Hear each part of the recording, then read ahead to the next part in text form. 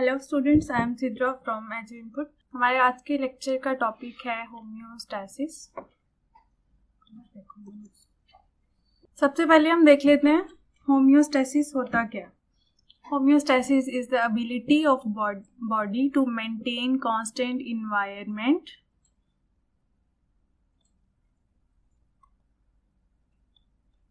Inside the body. यानी body का inner environment जो है उसको स्टेबल रखने का जो सारा प्रोसीजर है उसको हम क्या कहते हैं, होम्योस्टैसिस।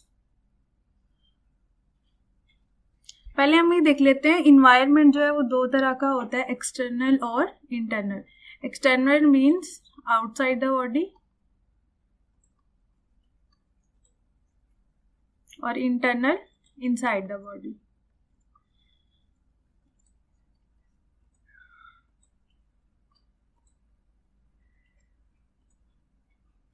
आउटसाइड द बॉडी अगर हम देखें हमारे इन्वायरमेंट में कौन से वेरिएबल्स होते हैं, फॉर एग्जांपल टेम्परेचर, ह्यूमिडिटी, और इनसाइड द बॉडी वाटर और साल्ट्स कंसंट्रेशन। इसके अलावा मेटाबोलाइट्स की कंसंट्रेशन जो है ये भी,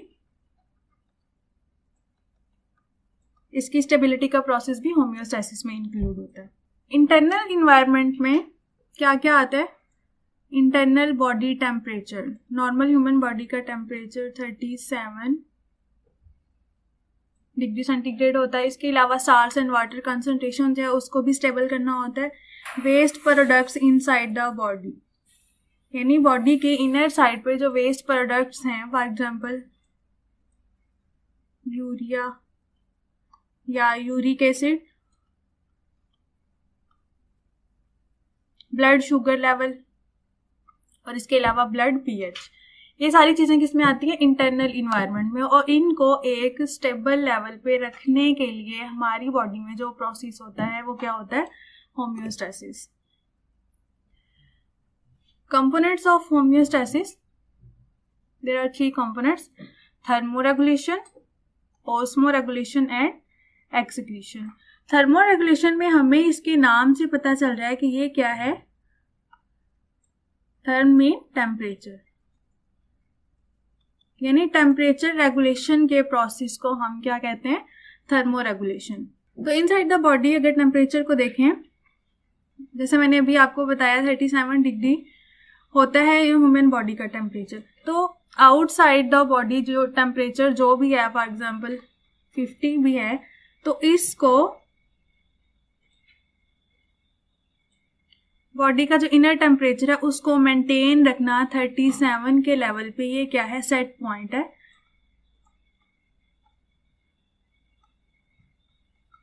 तो बॉडी का इनर टेम्परेचर जो है वो 37 पर ही होना चाहिए। तो उसके लिए जो प्रोसीजर है वो कौन सा होता है, थर्मोरेगुलेशन यानी temperature regulation. Next is osmoregulation. Osmoregulation में क्या आता है, constant water and electrolyte maintenance.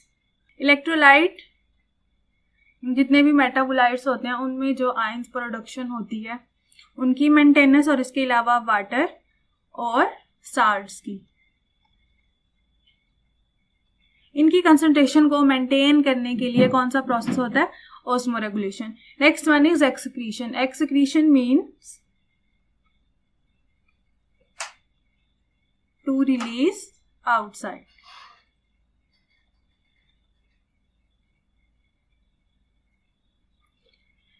Excretion is removal of waste products from the body, यानी बॉडी से जो वेस्ट प्रोडक्ट्स हैं ह्यूमन बॉडी में, अगर देखें यूरिया, यूरिक एसिड, क्रिएटिनिन, ये सारे जितने भी वेस्ट प्रोडक्ट्स होते हैं अगर ये बॉडी के अंदर ही रहते हैं तो ये क्या कर सकते हैं, प्रॉब्लमेटिक हो सकते हैं। तो इसके लिए क्या करता है, होम्योस्टैसिस के प्रोसेस के थ्रू इसको बॉडी से बाहर आउटसाइड द बॉडी एक्सक्रीट कर दिया जाता है, रिमूव कर दिया जाता है, जिससे क्या होता है, बॉडी के अंदर वेस्ट प्रोडक्ट्स की वजह से कोई प्रॉब्लम काज नहीं होता और बॉडी का इनर साइड की जो कंडीशंस हैं वो मेंटेन रहती हैं।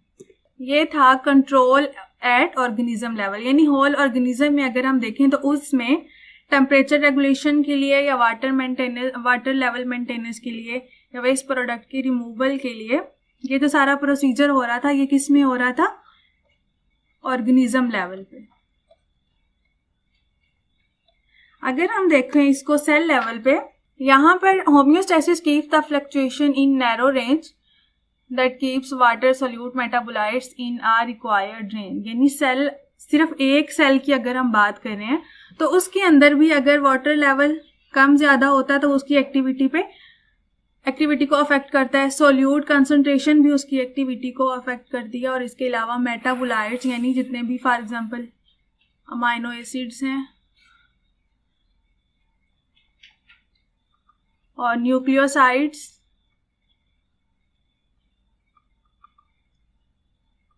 या एंजाइम्स, यानी कुछ मेटाबोलाइट्स जो सेल लेवल पे सेल की एक्टिविटीज को डिस्टर्ब करते हैं, उसकी नॉर्मल फंक्शनिंग को डिस्टर्ब करते हैं, उनको रिक्वायर्ड रेंज में एंजाइम, ये सारे क्या होते हैं? मेटाबोलाइट्स होते हैं बॉडी में, सेल में। सिर्फ एक सेल लेवल पे हम देख रहे हैं तो ये क्या होता है, ये क्या करते हैं, अगर मेटाबोलाइट्स रिक्वायर्ड रेंज में नहीं होते, सॉल्यूट कंसंट्रेशन जो है वो रिक्वायर्ड रेंज में नहीं होती, या वाटर लेवल जो है वो एक सेट पॉइंट जितना एक सेल का है उसके अकॉर्डिंग नहीं होता, तो उससे क्या होता है, इसकी फंक्शनिंग डिस्टर्ब हो जाती है। तो यहाँ पर भी होम्योस्टेसिस के थ्रू उसको नॉर्मल रेंज में रखा जाता है।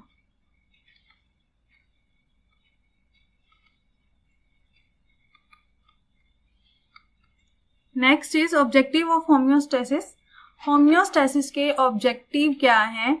हमने देखा कि होम्योस्टेसिस क्या कर रहा है, बॉडी के अंदर उसका टेम्परेचर मेंटेन कर रहा है, वाटर सोल्यूट मेटाबोलाइज कंसंट्रेशन या वेस्ट मटेरियल जो है उनको बॉडी से एक्सक्रीट करवा रहा है। सारा प्रोसेस किस में हो रहा है? होम्योस्टेसिस में हो रहा है। तो इसमें क्या है, homeostasis actually doesn't fix internal environment, यानी फिक्स नहीं करता, बल्कि क्या होता है, उसको मेंटेन करता है। अगर फॉर एग्जांपल ये एक सेट पॉइंट है,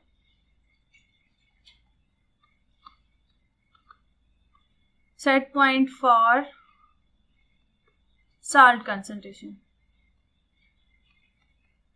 तो ये अगर इसका ये सेट पॉइंट है, अगर इससे रेंज इसकी बढ़ रही है या इसकी रेंज कम हो रही है, तो होम्योस्टेसिस क्या करता है, इसको फिक्स नहीं करता कि साल्ट कंसंट्रेशन हमेशा जो है वो इसी लेवल पे रहे। होम्योस्टेसिस क्या करता है, इसको मेंटेन करता है। अगर इसकी रेंज ज़्यादा हो रही है तो ये क्या करता है, उसके कंसंट्रेशन को कम कर देता है, और अगर ये कम हो रही है तो उसके लेवल को मेंटेन कर देता है। फिजिकल कंट्रोल सिस्टम, यानी किस तरह से कंट्रोल सिस्टम किस तरह से काम करता है। फिजिकल कंट्रोल सिस्टम की अगर हम बात करें, being used in external environment, यानी अगर इसको नॉर्मली हम एक्सटर्नल इन्वायरमेंट में यूज करते हैं, फॉर एग्जांपल रेफ्रिजरेटर में,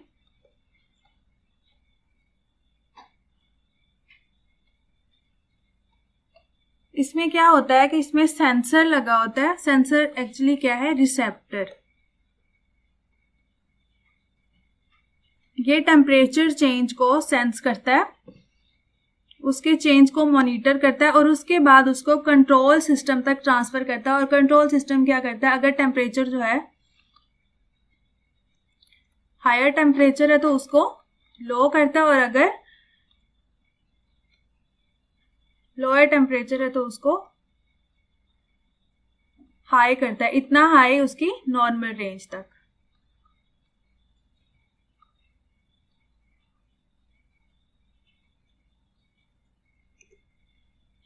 लिविंग कंट्रोल सिस्टम, यानी लिविंग ऑर्गेनिजम्स की बॉडी के अंदर जो कंट्रोल सिस्टम काम कर रहा है उसे हम क्या कहते हैं, लिविंग कंट्रोल सिस्टम। इसमें क्या होता है, रिसेप्टर्स यानी सेंसर्स,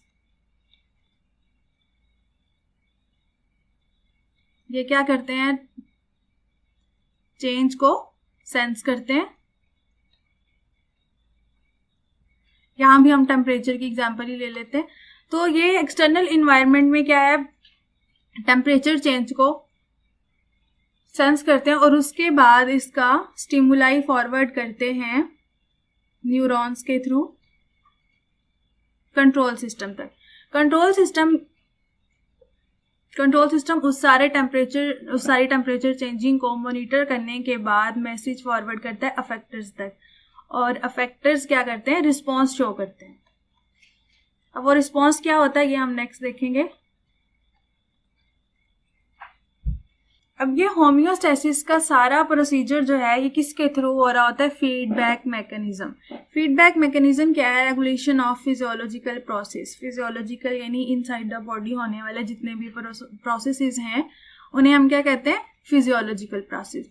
तो फीडबैक मैकेनिज्म जो है ये दो तरह का होता है, नेगेटिव फीडबैक मैकेनिज्म या positive feedback mechanism. Negative feedback mechanism में क्या होता है, हमारी बॉडी मेनली डिपेंड कर रही है नेगेटिव फीडबैक पे। अगर हम शुगर लेवल की एग्जांपल लें,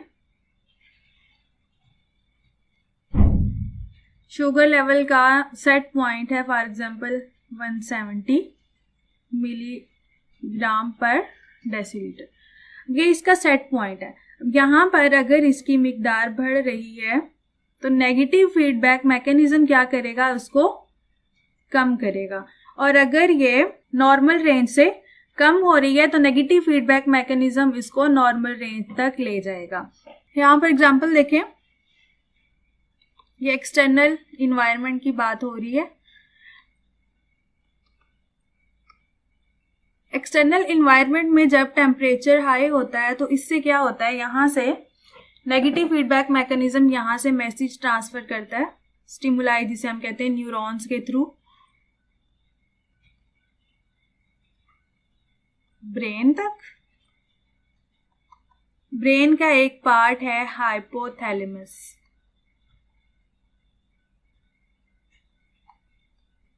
हाइपोथैलेमस जो है इसका बेसिक रोल है होम्योस्टेसिस में। अब हाइपोथैलेमस जो है ये रिस्पॉन्स शो करता है और ये वेजोडाइलेशन काज करता है। वेजोडाइलेशन क्या होता है,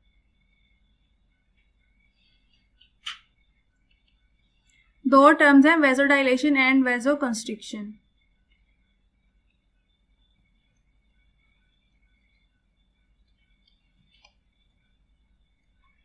वेजोडाइलेशन में क्या होता है कि जो ब्लड वेजल्स होती हैं उनका सरफेस एरिया एक्सपेंड हो जाता है, और वेजोकंस्ट्रिक्शन में क्या होता है, वो नैरो हो जाती हैं। तो जब टेम्परेचर हाई है तो इसका मतलब यह है कि हमारी बॉडी का टेम्परेचर जो है वो उसके साथ इंक्रीज हो रहा है। 37 डिग्री सेंटीग्रेड टेम्परेचर जो था हमारी बॉडी इनर इन्वायरमेंट में रिक्वायर्ड था, लेकिन वो ज़्यादा हो रहा है, फॉर एग्जांपल 50 पे जा रहा है। तो उसको नॉर्मल करने के लिए हाइपोथैलेमस क्या करेगा, वेजोडाइलेशन काज करेगा, यानी ब्लड वेजल्स जो हैं वो एक्सपेंड हो जाएंगी। फॉर एग्जांपल अगर ये नॉर्मल ब्लड वेजल साइज है तो वेजोडाइलेशन में क्या होता है, इसका मसल्स जो हैं वो रिलैक्स हो जाते हैं। इससे क्या होता है कि ब्लड फ्लो ज्यादा होगा। जब ब्लड फ्लो ज्यादा होगा तो इससे हीट जो है वो रिलीज होगी इन्वायरमेंट में।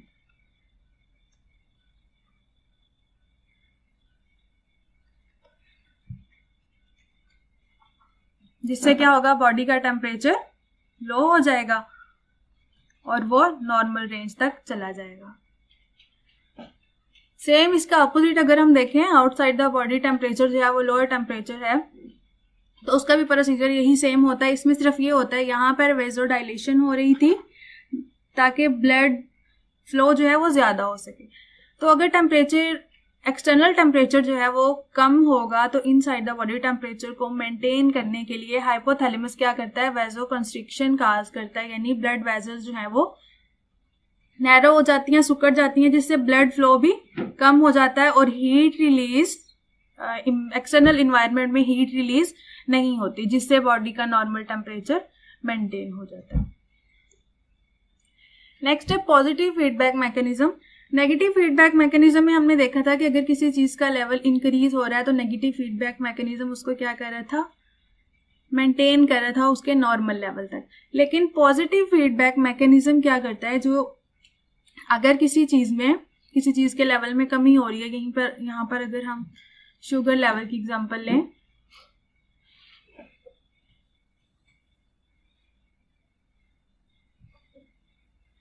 तो अगर शुगर लेवल कम हो रहा है तो पॉजिटिव फीडबैक मैकेनिज्म क्या करता है, उसको मजीद कम कर देता है, और अगर शुगर लेवल ज़्यादा हो रहा है तो पॉजिटिव फीडबैक मैकेनिज्म उसको मजीद बढ़ा देता है। So positive feedback mechanism causes destruction, यानी ये उस चीज़ को, उसके लेवल को मेंटेन नहीं कर रहा बल्कि क्या कर रहा है, डिस्ट्रक्शन काज कर रहा है। यहाँ पर हम इसकी एग्जांपल लेते हैं लेबर पेन की। लेबर पेन में क्या होता है, यूट्रस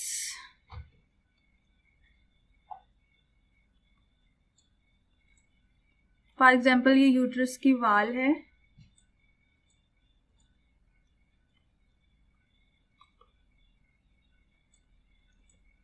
इसके इनर साइड पे यहाँ मसल्स प्रेजेंट हैं।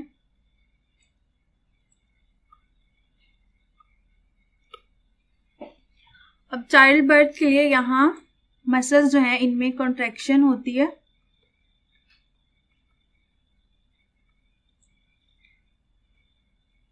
अब यहाँ पर पॉजिटिव फीडबैक मैकेनिज्म जो है वो एक्टिवेट होता है कैसे, कि जो कॉन्ट्रैक्शन हो रही है ये रिक्वायर्ड से बहुत कम है। तो फीमेल्स के अंदर एक कंपोनेंट होता है ऑक्सीटोसिन, ये क्या करता है, feedback mechanism, positive feedback mechanism को एक्टिव कर देता है कि इसकी जो कॉन्ट्रैक्शन है, मसल कॉन्ट्रैक्शन, उसको इंक्रीज कर दिया जाए। लेकिन फीडबैक मैकेनिज्म रिक्वायर्ड से उसको उसके रिक्वायर्ड लेवल से जब ज़्यादा कर देता है तो ये क्या होता है, फिर प्रॉब्लमेटिक होता है। इस टॉपिक से रिलेटेड अगर आपका कोई क्वेश्चन हो तो आप कमेंट सेक्शन में पूछ सकते हैं या आप विजिट कर सकते हैं ejuinput.com। Thank you.